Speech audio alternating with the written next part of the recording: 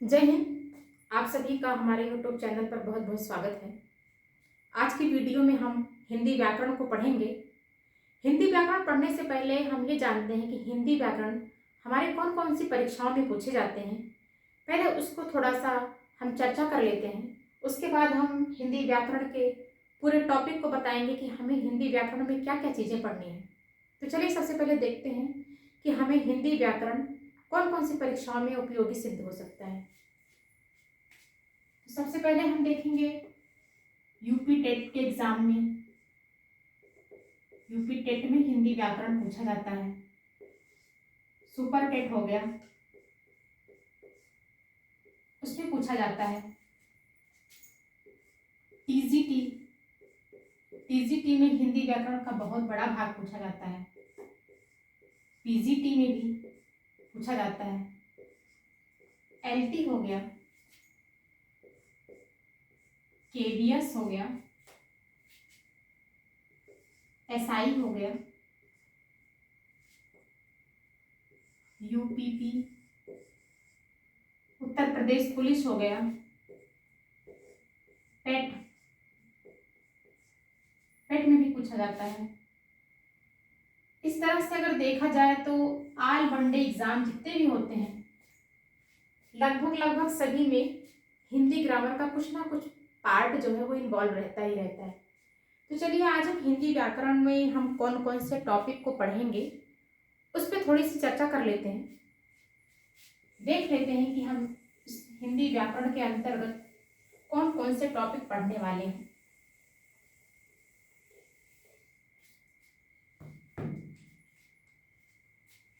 सबसे पहले हम देखेंगे कि इसमें वर्णमाला पढ़ते हैं।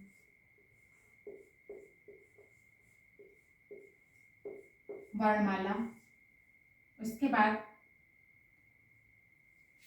संधि पढ़ेंगे।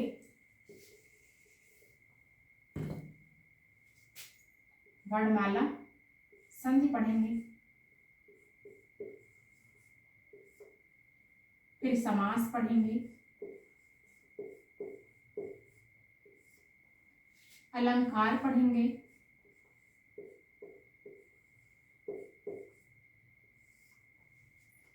वर्णमाला पढ़ेंगे, संधि, समास, अलंकार, कारक,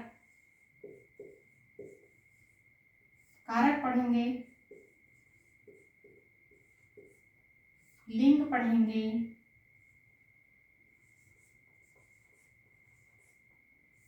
वचन पढ़ेंगे,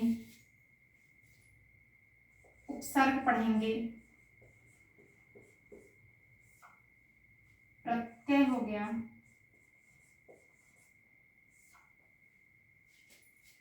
संज्ञा,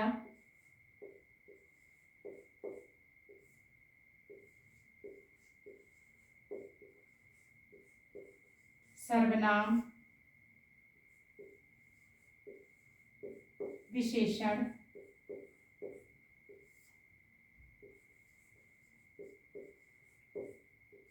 क्रिया, अव्यय,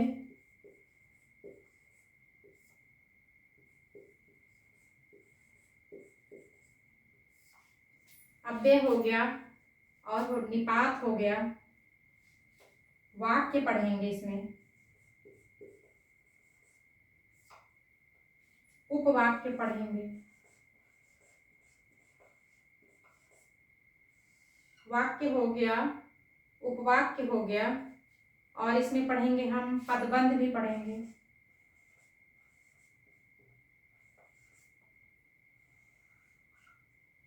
पदबंध पढ़ेंगे और तत्सम पढ़ेंगे। तत्सम,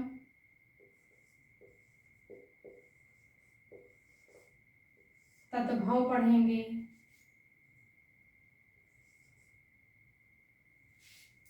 तत्सम पढ़ेंगे, तद्भव पढ़ेंगे, अर्ध तत्सम,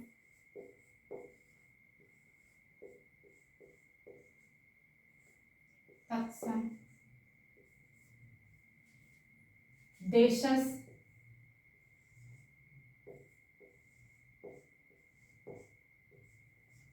देशस, भेषज,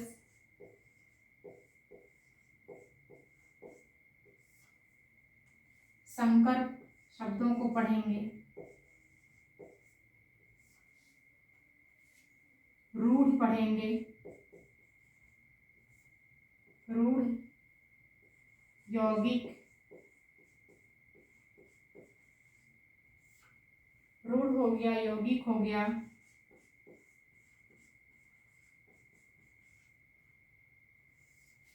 योग रूढ़ हो गया। इतने टॉपिक हो गए, यौगिक, यौगिक, योग रूढ़। और इसमें पढ़ेंगे वर्तनी, वाक्य शुद्धि, वर्तनी और वाक्य शुद्धि, भिन्नार्थ,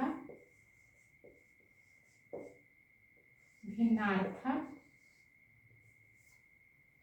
और इसमें पढ़ेंगे विलोम,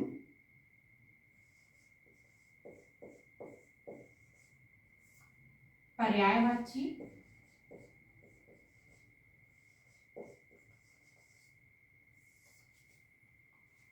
और वाक्यांश के लिए एक शब्द, वाक्यांश के लिए एक शब्द, वाक्यांश के लिए एक शब्द और लोकोक्तियां,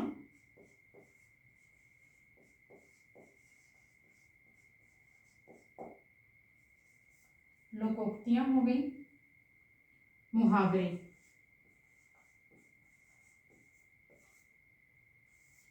इतने टॉपिक हमको हिंदी व्याकरण के अंतर्गत पढ़ने हैं।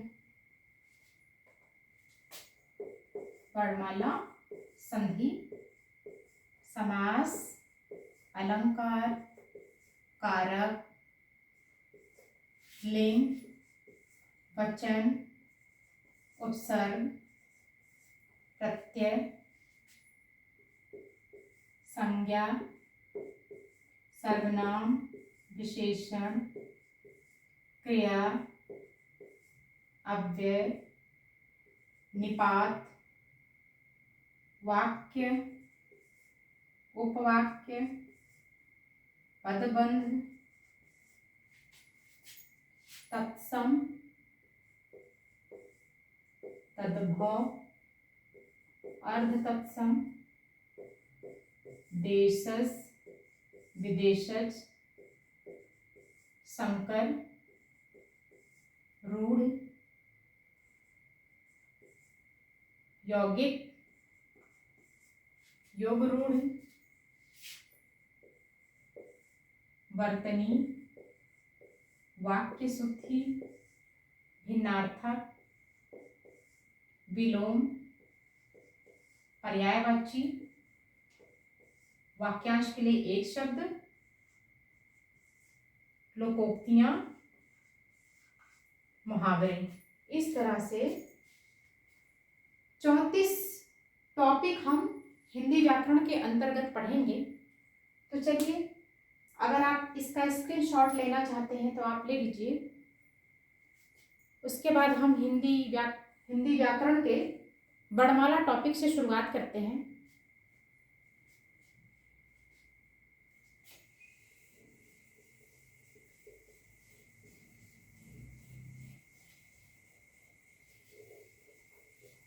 हिंदी वर्णमाला क्या है? वर्णमाला का मतलब होता है वर्णों की माला। वर्णों को एक व्यवस्थित क्रम में रखे जाने को ही वर्णमाला कहते हैं,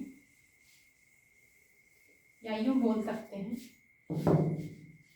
वर्णों का व्यवस्थित क्रम।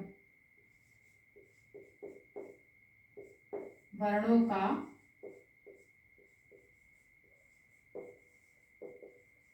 व्यवस्थित क्रम क्या है? वर्णमाला।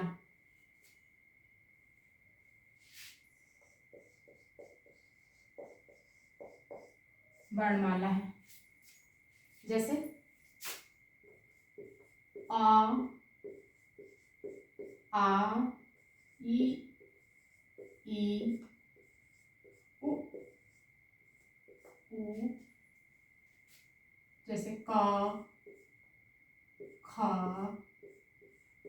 गा, घा, अंगा, स्वीटी। इस तरह से वर्णों को जब व्यवस्थित क्रम में रखा जाता है तो इसको वर्णमाला कहते हैं। या ये भी बोल सकते हैं आप, भाषा की सबसे लघुतम इकाई क्या है? वो वर्ण है। वर्ण, वर्णों की माला। तो वर्ण को अगर अलग करेंगे, वर्ण क्या है तो क्या है? भाषा की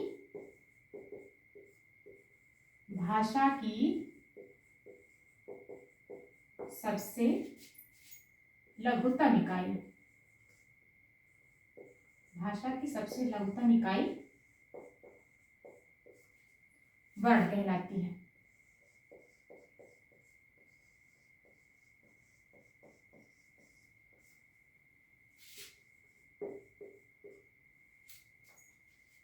और सार्थक वर्ण से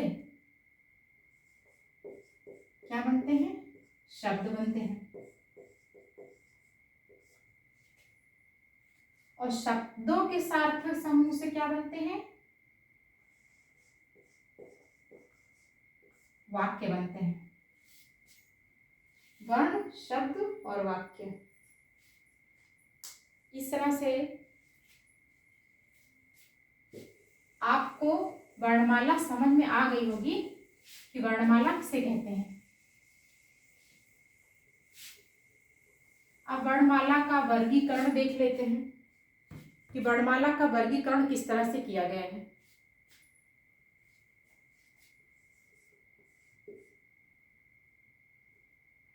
तो वर्णमाला का वर्गीकरण,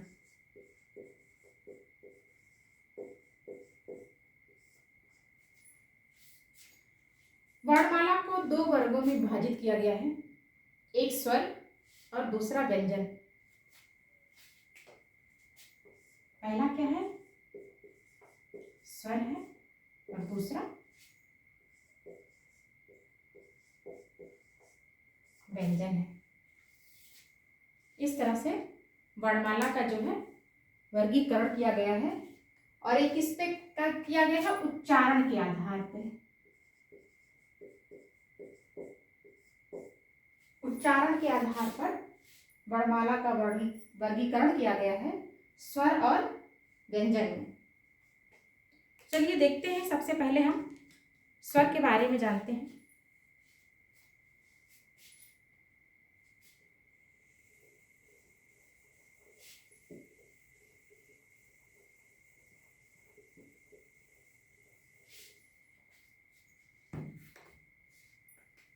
स्वर किसे कहते हैं?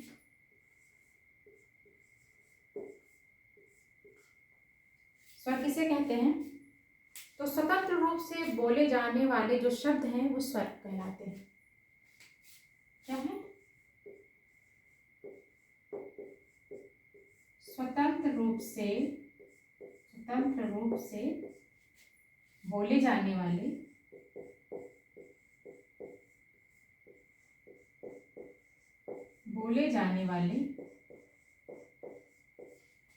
वर्ण स्वर कहलाते हैं।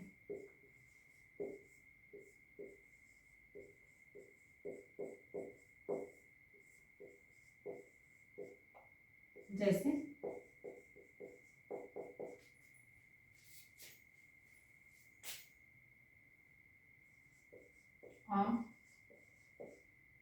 आ, ई, उ,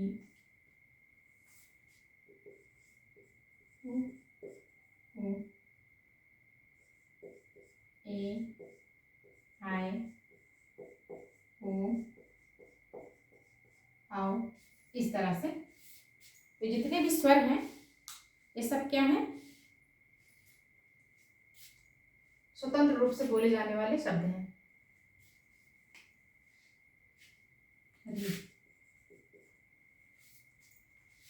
ये सब क्या है? स्वर है। अब इसमें देखते हैं स्वरों की संख्या कितनी है, तो इसी को गिन लेते हैं। 1 2 3 4 5 6 7 8 9 10 11। स्वरों की संख्या कितनी है? 11 है। स्वरों की संख्या जो है वो 11 है। या ये बोल सकते हो कि देवनागरी, अगर क्वेश्चन पूछे कि देवनागरी में स्वर वर्ण कितने आते हैं, जैसे देवनागरी में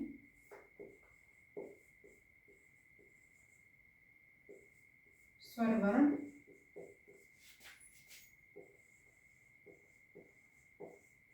कितने हैं, तब भी कहा जाएगा 11। हिंदी में पूछा गया कितने हैं, तब भी हम क्या बोलेंगे? 11। अगर पूछे देवनागरी में स्वर वर्ण कितने हैं, तो भी 11। और पूछे हिंदी में स्वर वर्ण कितने हैं, तो भी 11।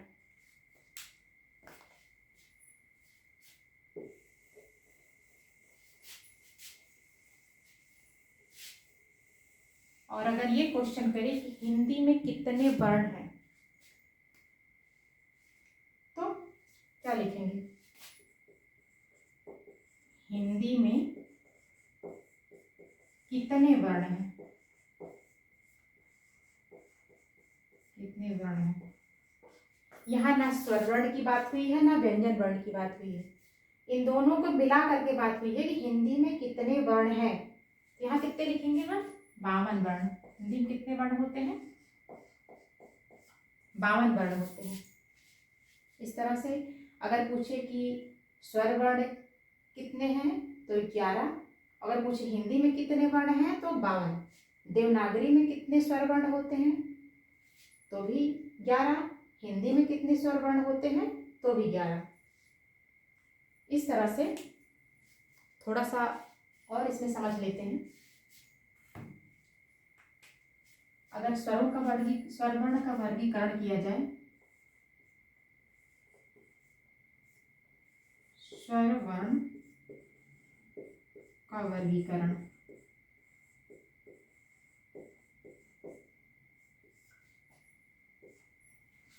अगर स्वर वर्ण का वर्गीकरण किया जाए तो इसको हम जो है 4 वर्ग में विभाजित कर सकते हैं। पहला है हरस्व स्वर, हरस्व स्वर। दूसरा है दीर्घ स्वर,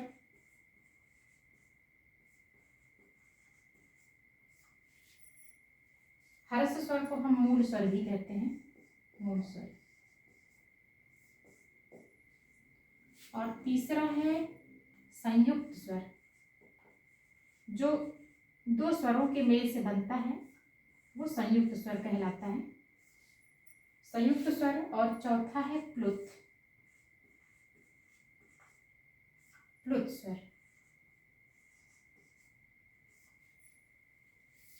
इस प्रकार से आज की वीडियो में हम स्वर वर्ण का वर्गीकरण देखते हैं कि स्वर वर्ण का कितने भागों में वर्गीकरण किया गया है। तो हरस्व स्वर, दीर्घ स्वर, संयुक्त स्वर और प्लुत स्वर। आज की क्लास को हम यहीं समाप्त करते हैं। और आपको हमारी वीडियो कैसी लगी आप कमेंट बॉक्स में ज़रूर बताइएगा। और अगर आप हमारे चैनल पर नए हैं तो आप हमारे वीडियो को लाइक कीजिएगा और हमारे चैनल को सब्सक्राइब कीजिएगा। धन्यवाद।